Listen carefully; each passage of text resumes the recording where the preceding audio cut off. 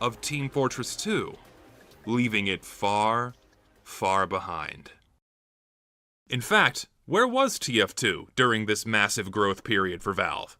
Well, stagnating. By 2014, TF2's player counts had flatlined. The game was not growing. Valve likely expected for continued growth as a result of the game going free-to-play.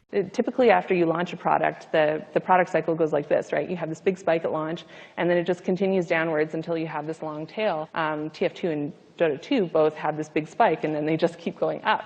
And that's the model that we wanted to go for, right? But despite frequent content updates and continued live support, TF2 was slowing down. Valve did not like this lack of growth. Frankly, no company wants this. Growth is dollars, stagnation is death, and in typical fashion, if the branch withers, it must be pruned. But this wasn't an option for Valve, and it never will be. Team Fortress 2 is one of their flagship titles. If the microeconomy that fathered all of Valve's other multi-billion-dollar microeconomies ultimately shutters its doors, that would send seismic shockwaves through Valve's other games. Players would realize that their investments could suddenly become worthless, entirely out of their control. Let us not forget, all of those virtual items are nothing more than zeros and ones being housed in a dank server room somewhere. You don't actually own anything that you've purchased in these games, let alone the game itself. And obviously, Valve wants to prevent that thought from entering their consumers' heads. Well, if the Hat game is doing fine, well, then what do we have to worry about? Therefore, for the obvious sake of profit, Valve wanted Team Fortress 2 to grow just like their other games. That begs the question, why was TF2 not growing? TF2 was a well-established, popular game. It had a massive, dedicated following, a huge community consistently cranking out content on every corner of the internet, boosting its publicity and its popularity. What was this Valve title missing? One could postulate many reasons as to why, but TF2 struggled, and still struggles to grow to this day, for one reason. Team Fortress 2 is not very friendly to new players. Oh, I was meant to go that way? Oh. Social media is very good at portraying TF2 as this fun and whimsical place, but good Lord Almighty, on the inside, does this game put new players through the ringer. Oh, the teleport is broken. GG. Yeah. I don't even know how to swap class, you burner. Team Fortress 2 is a very mechanically complex game. No one can deny that. TF2 might be easy to understand, but it's not easy to learn, and even harder to master. The level of entry into even the bare-bones basics of gameplay has always been extremely high, because on launch, and still to this day, TF2 offers little to no information as to how, well, anything works. Even Robin Walkerl acknowledged that TF2's lack of information was a problem for player retention, one that could be solved by simply giving players more information. But in typical Valve fashion, they only swung halfway. In 2010, they made a brand new tutorial, sort of, training mode, but this wasn't added until 3 years after TF2's launch, and in its initial form, offering basic information for only one class. It was later updated to include 3 others in 2011, but then all development of this crucially needed source of information for new players just stopped. And to this day, it leaves out 5 of the 9 classes, and countless mechanics that aren't disclosed to the player in any capacity. For example, how Medic heals players faster if they haven't been damaged for a while, or that Spy's revolver becomes more accurate if you delay your shots. Hell, Spy's own training mode doesn't even tell you that he has a gun. You can't even try it out. I can't believe that. And also you wonder why fresh install pyros I'm off script now. You wonder why fresh install pyros rarely air blast, if ever. It's because they're not even told that the pyro can air blast, unless by happenstance they come across the correct gameplay tip as they load into a server. There are countless gaps in basic information like this, and this doesn't even consider TF2's massive pile of unlockable weapons, each with unique stats, and sometimes with mechanics that are completely different than stock weaponry in every way. And this doesn't stop here. The game tells you nothing about basic fundamentals, like what controls do what for each class, what their weapons do, what game objectives are and how they function. What? How did the time get reset? And the list goes on.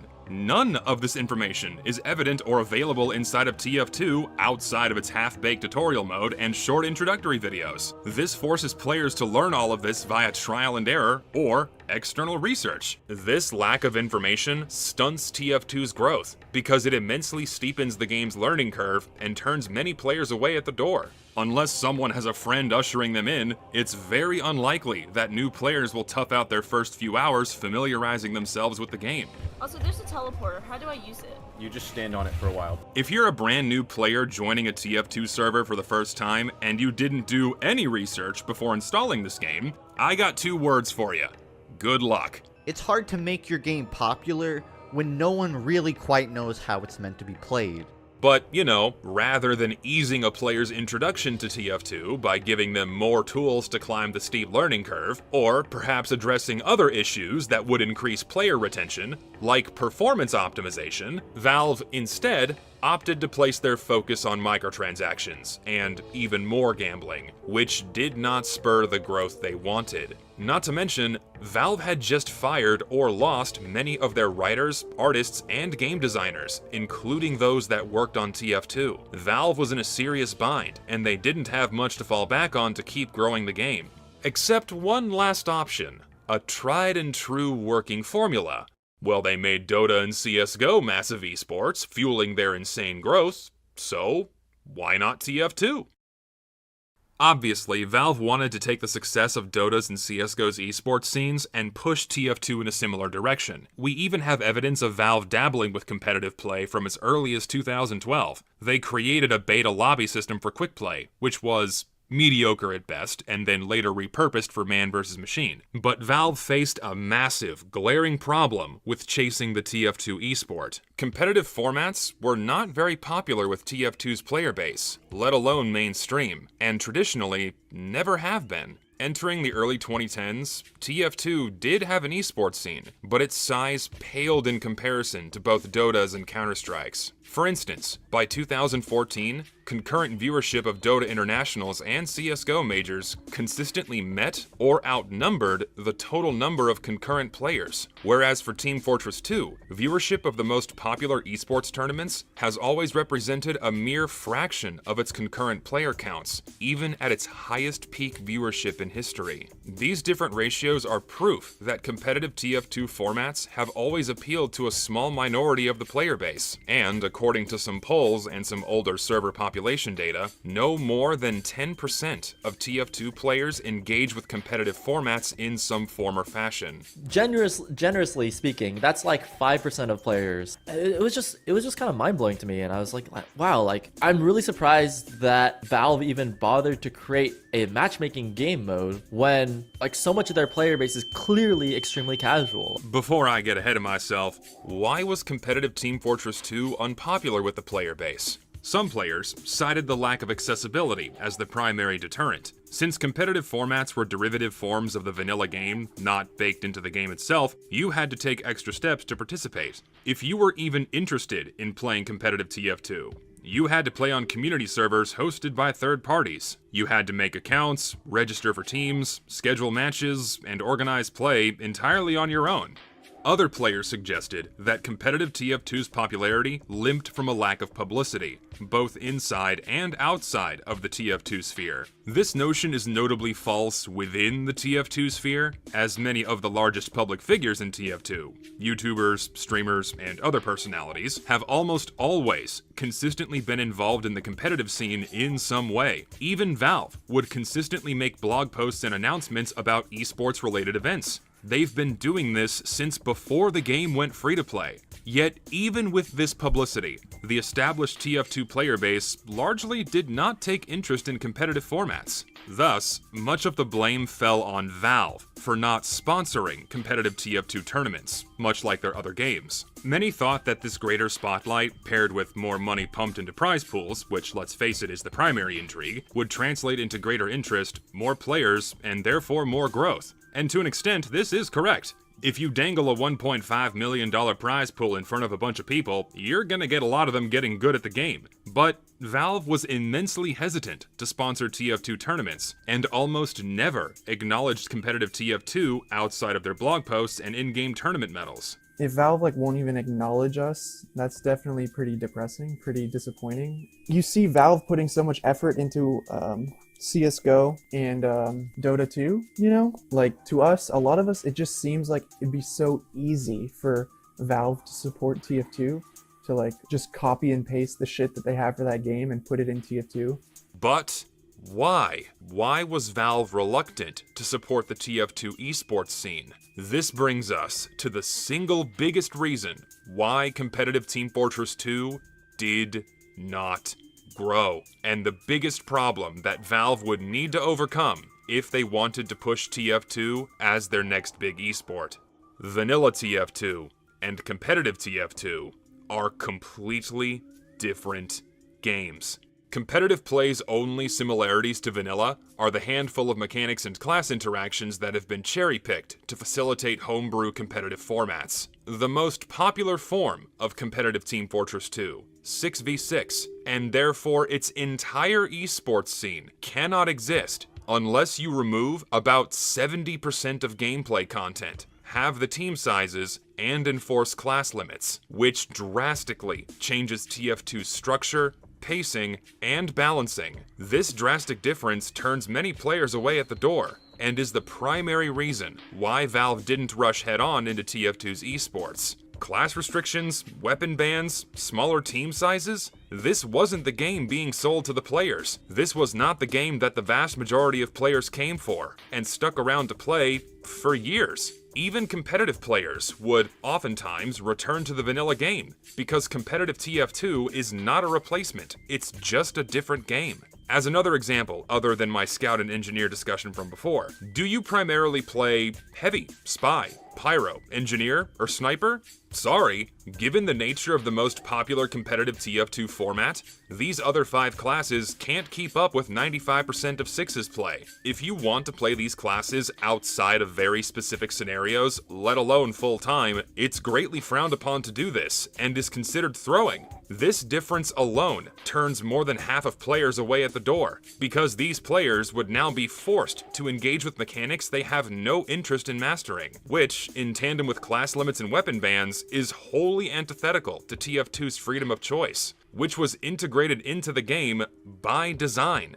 You also have additional information, terminology, and tactics that competitive players use, all of which that is otherwise not required in vanilla play. You have callouts, rollouts, uber counting, metagame formats and loadouts, weapon bans, special plugins, loadout binds, what's a pocket, what's a roamer, what's a combo. You have to do homework before you can even start playing an established competitive format, because this is a different game. Additionally, the competitive community as a whole can't even agree as to what should or should not be allowed in competitive formats. There are multiple community-operated leagues, each with different rules, weapon bans, and map rotations, resulting in a fractioning of the competitive player base. There is no unifying rule set for competitive play. So, what is the ideal TF2 esport? Is it 6v6? Well, okay, if so, which version? Which league's rules? Well, if not 6's, then maybe Highlander? Well, if not just one format, then maybe both? And what about lesser competitive formats? 4s, 7v7, ulti-duo. How does this nebulous umbrella of competitive TF2 work for a standardized esport? It can't. Compare this to Counter-Strike, where the highest levels of play in major competitive tournaments across all of their leagues, all the way down to normal play at home, are almost one-for-one the exact same game. Even Counter-Strike's casual mode resembles the highest levels of play, just with larger team sizes and slightly different rules. The same knowledge, positioning, game sense, tactics, strategies, guns, balancing, and movement. Slight differences, yes, but for the most part, the same game is being played by almost everyone, at every stage, and at every level. There is no massive disconnect between competitive play and vanilla play. The transition from different spheres of play is seamless, because it's only one sphere. You need this seamless transition in order to market an esport. Otherwise, it will never take hold. Valve could not push competitive TF2 as built by the community as their next big esport, because they needed everyone playing the same game. And for years, many competitive players and YouTubers cited this disconnect as the fabled gap between vanilla and competitive TF2, a gap that must be bridged in order to assure their mutual survival, to ensure a future for the game as a whole. At least, that was the sentiment. But that sentiment would soon be revealed as a farce, for that disconnect isn't merely a gap, it's a wide, deep maw of a chasm that no bridge could ever hope to cross. And Valve was all too aware of this, but they knew they would have to try spanning that chasm if they wanted to push TF2 as their next big esport, so it could grow just like their other games. And if you don't believe me, if you think I've simply assumed this of Valve, that they didn't know what they were doing and just pulled this out of thin air, hear it from the horse's mouth yourself. TF's been around long enough that we used to sort of regard casual and competitive as separate communities. Right. And now we view that as outdated, and we instead want to think of our player base as a single community with a spectrum of players. Part of that is fixing some of the things that serve as sort of a barrier between those groups. One example would be the competitive players have on their own sort of created this other version of the game with different rules, and they'll restrict things like classes, and they'll ban most of the weapons. And so we'd like to fix that by finding sort of a common ground between the communities. There's a lot more work we want to do there, but what we're basically working toward is trying to have that one audience that we're really serving. So even Valve directly acknowledged and understood that competitive players were playing a different game. But to them, well, this was now outdated thinking. Valve didn't want to face facts. In fact, they couldn't, because they needed to serve one audience, a competitive audience, and have everyone playing the same game. It's just insanity that Valve thought the best course of action to grow their game was to consult and cater to less than 10% of their player base. Not only that, but 10% that was playing a different game and wanted a different experience than what vanilla TF2 offered, instead of addressing the issues that were affecting the game's growth at large. And as a result of this graduation from outdated thinking, Valve would begin engaging in a series of steps that set Team Fortress 2 on the path towards disaster. 2013. A group of competitive players takes a trip to Valve's offices, trying to garner more support for competitive play. They express their desires for in-game lobbies and a tab showing live streamers, hoping to increase player exposure and accessibility. Our main reason of going up there was to try to encourage Valve to take more of a role with competitive TF2 and to start taking the steps to really integrating competitive TF2 more into just what TF2 is. But the gap, the massive differences between vanilla and competitive play, could only be addressed by changing game balance. And at first, Valve was extremely hesitant to do this. They wanted to support esports within TF2, as it would garner insane growth, that was the goal. But they didn't want to make any drastic changes to the vanilla game that would otherwise deter the established player base from engaging with a new competitive format. You know, you get these players who are like, TF2, cool, like, I didn't know people played that competitively, I'm at this LAN, like, yeah, let's play some TF2. And then they're like, what? Like, why are you telling me I can't use, like, half of these weapons, you know?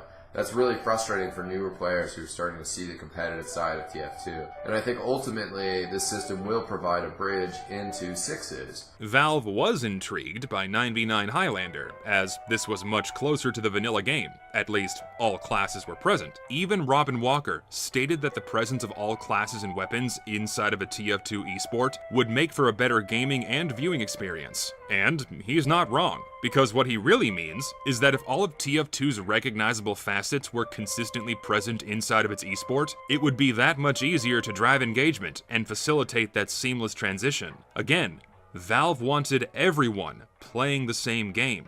They wanted that one audience, just like Counter-Strike. Entire elements of the game's identity could not be absent. So whatever format Valve would push, it needed to closely reflect vanilla play, but also, somehow, bridge the gap towards competitive play. And how was this to be done?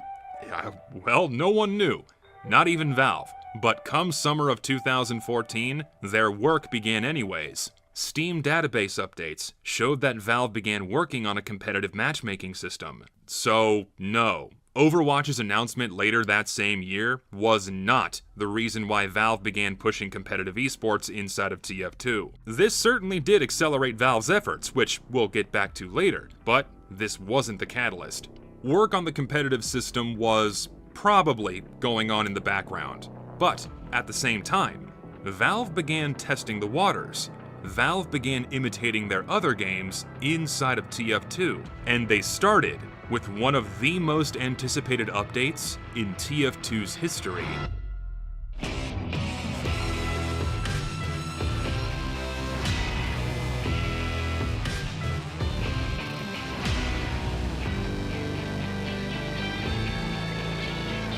End of the line. A massively hyped update built by the community, but a pathetic flop thanks to its implementation. Valve scrapped most of the expected content last minute and only released a brand new loot box. This fumble put a strong, sour taste in the mouths of many players. And as an extra bonus tacked on top, they added a paid in-game campaign.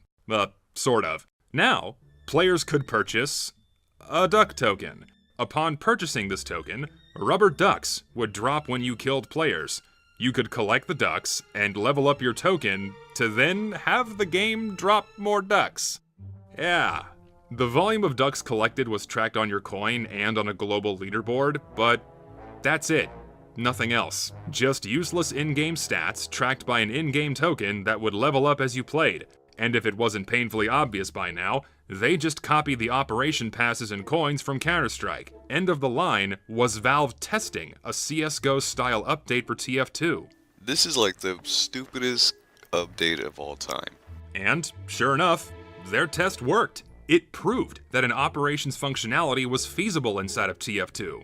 And, well, there you go, what works in one game must work for another. So, come 2015, Valve would release not one, not two, not three, but 4 operation-style updates for TF2 in the span of 6 months. The gunmetal update was first, arriving on July 2nd. TF2 now had weapon skins, following almost a one-for-one copy of CSGO's skin system. TF2 now had limited-time campaigns, with access granted via in-game passes. Players would complete in-game contracts and receive exclusive item drops as rewards. All pages directly from Counter-Strike's playbook. Many players dubbed the gunmetal and tough break updates as the TFGO updates, as all of this was a blatant copy and paste job of a CSGO operation, and Valve beginning to push TF2 as another CSGO. And by the end of the year, Valve had pushed out an obscene amount of content.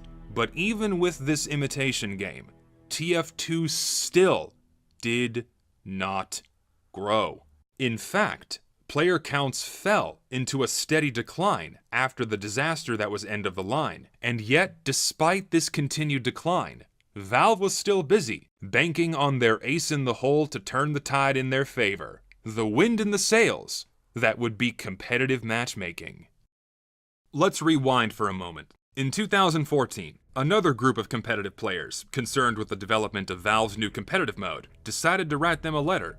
In this letter, they outlined what they called prioritized feature requests that would most benefit the community, a CSGO-style streaming list, a matchmaking system, and bug fixes and quality of life improvements. Obviously, these first two greatly benefited the competitive community, and were essentially a repeat of what was discussed at Valve back in 2013. Competitive players still wanted Valve to facilitate competitive play inside the vanilla game, and later on, these competitive players, alongside some YouTubers, were ultimately invited to Valve's offices in the spring of 2015. And this time, they were explicitly told by Valve that they were, indeed, working on a competitive matchmaking system. Basically, that news, the major point of that news, is to announce that Valve has shared with us and is allowing us to share with you that Valve is working on matchmaking as a high priority project. As for the details, well, they didn't share much publicly, other than that it was to be loosely modeled after Counter-Strike's game modes. The primary competitive format had yet to be determined. Whether this meant 9v9 Highlander or 6v6, weapon bans, class limits, no one knew for sure. Not even Valve. Yeah, so we heard quite a few things, and honestly, a lot of people probably had like they kind of guessed that Valve would lean towards one format or another, but it's not really anything like that, honestly. They wanted a similar style to CSGO in a sense, where like you could, basically the idea is it'd be really simple to get into a matchmaking format and just go for it. They're asking what format, because not everyone may know, but 6 versus 6 is the big format for competitive TF2 worldwide. There's also 9v9, and there are all these different formats and stuff. So what's the answer from Valve on that? It's kind of a good answer, right? Well, to start with, I want to just say that the whole philosophy behind it is that they just don't know. And I don't think we should be arrogant enough to know that we know the best solution either. So as of now, the answer is they have no idea. Kill me. Valve was still struggling with the gap between vanilla and competitive TF2. Valve again stressed that they did not want to enforce weapon or class restrictions of any kind, but they knew that they wanted to evolve the player base towards engaging with a proper end game. They really talked about how they wanted to kind of like, I want to say evolve the player base in a sense that they wanted a way to give an end game to the general public. They're just, seeing the transition, seeing the work the competitive community has put into everything, that it's really is the end game of TF2 and keeps players playing.